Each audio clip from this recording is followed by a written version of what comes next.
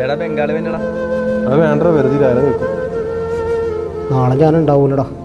അവിടെ 2-3 ദിവസമായിട്ട് മഴയായിരുന്നു.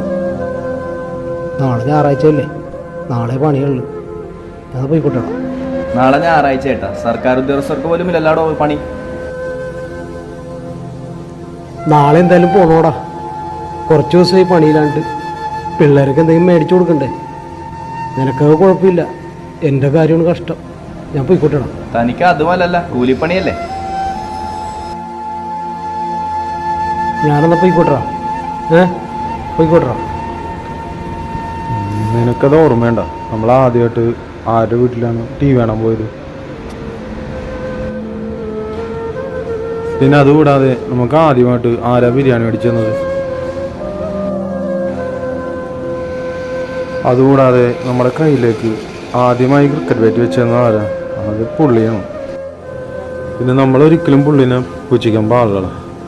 ആയ കാലത്ത് പുള്ളി നമ്മൾ ഒരുപാട് സഹായിച്ചിട്ടുണ്ട്. ഇപ്പം കുറച്ച് കഷ്ടത്തിലാണ്. കുഴപ്പമില്ല, നമ്മ കൂടെ ഉണ്ടല്ലോ, നമുക്ക് ചെല്ലാം റെഡിയാക്കി എടുക്കാം. ധൈര്യമായിട്ട്